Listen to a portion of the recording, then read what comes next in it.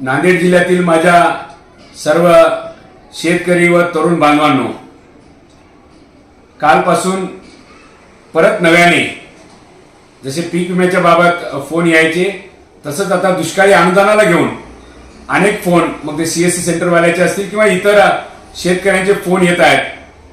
त्याबद्दल आपल्याशी संवाद साधावं म्हणून मी आज आपल्यासोबत इथे आहे. आज योगानं शेतकऱ्यांचे पंचप्राण युगात्मा शरद जोशी यांचा स्मृती दिन आहे. मला आज पुनश्च शरद जोशींची यासाठी आठवण होते.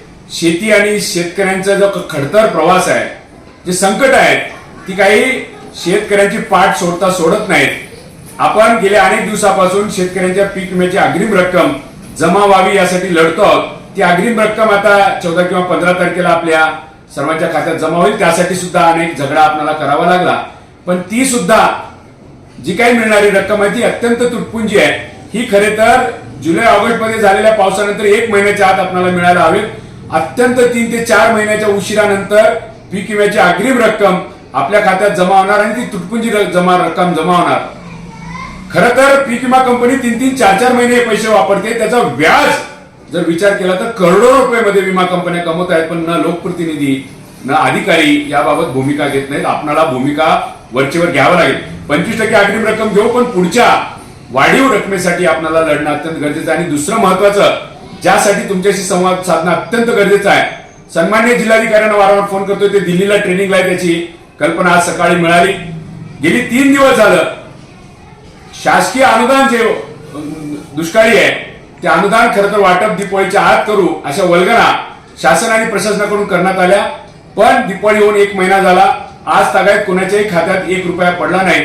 आता गेली 2 ते 3 दिवसापासून सर्वसामान्य शेतकरी, कोणी तालुक्याच्या सीएससी सेंटरवर, कोणी आपापल्या गावात आपल्या महिलांना घेऊन आपला आधार ऑथेंटिफिकेशन करण्यासाठी जात आहेत, प्रमाणीकरणासाठी. पण ती साईट गेली 3 दिवस झालं बंद आहे. विधानसभेचं अधिवेशन चालू आहे. सर्वसामान्य शेतकऱ्यांना, कष्टकऱ्यांना एवढ्या अडचणी येत आहेत. मग अधिवेशनामध्ये आमच्या शेतकऱ्यांचा प्रश्न का बोलला जात नाही याच्याबद्दल पण आम्ही बोलण्यासाठी इथे आहे. सर्वात महत्वाचं आहे, प्रशासनाने तात्काळ ही साईट व्यवस्थित करावी.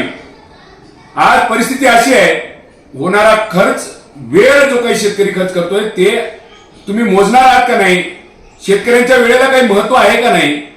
जर एखादा शेतकरी आपल्या घरच्या पत्नीला किंवा आपल्या लेकरांना घेऊन तालुक्याला आला आधार प्रमाणीकरणासाठी, तर त्याचे शेकडो रुपये खर्च होत आहेत. तुम्ही देतात 7-8 हजार आणि त्याच्यासाठी शेतकऱ्यांना एवढे खर्च करावे लागतात.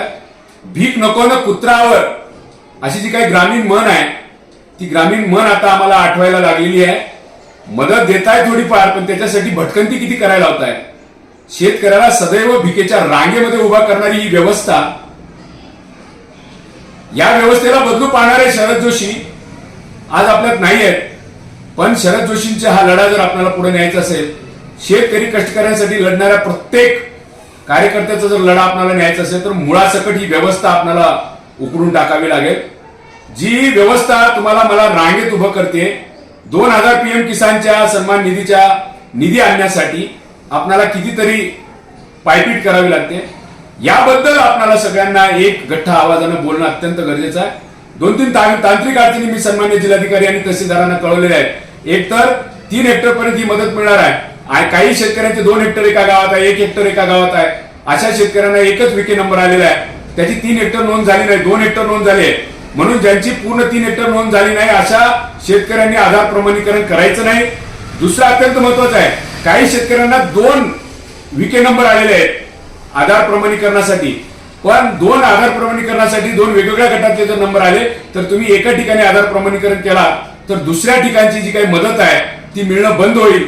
त्यामुळं हा सगळा जो काही तांत्रिक घोळ आहे तो नांदेड जिल्ह्याचा असेल तर नांदेड जिल्ह्याचा, आणि महाराष्ट्रातला हा जर घोळ असेल तर महाराष्ट्रातल्या सर्व प्रशासनाने आणि शासनाने हा घोळ मिटवावा. आणि शेतकऱ्यांना लवकर त्याचे दुष्काळी अनुदानाचे जे हक्काचे पैसे आहेत, जे तुम्ही ऑक्टोबर मध्ये मंजूर केलेले आहेत, ते आज तागायत शेतकऱ्यांच्या खात्यात पडले नाहीत. जर सर्वसामान्य शेतकऱ्यांच्या कष्टकऱ्यांच्या डोक्यावर जर बँकेचं कर्ज असेल तर 2 महिने 3 महिने लेट झाल्यावर त्याला नोटीस देता, त्याच्याकडून व्याजासकट वसूल करता, तर शेतकऱ्यांच्या हक्काचे पैसे पीक विमा कंपनीच्या खात्यात आणि त्याचबरोबर शासनाच्या जर खात्यात पडून असतील तर त्याच्यावरच्या व्याजाचा कोणी प्रश्न विचारावा का नाही? हा दुष्काळी अनुदान देताय, याचा अर्थ तुम्ही आमच्यावर उपकार करताय असं नाही. ही जी काही नैसर्गिक आपत्ती आमच्यावर आली आहे त्याचा मोबदला म्हणून तुम्ही परतावा म्हणून आम्हाला देताय.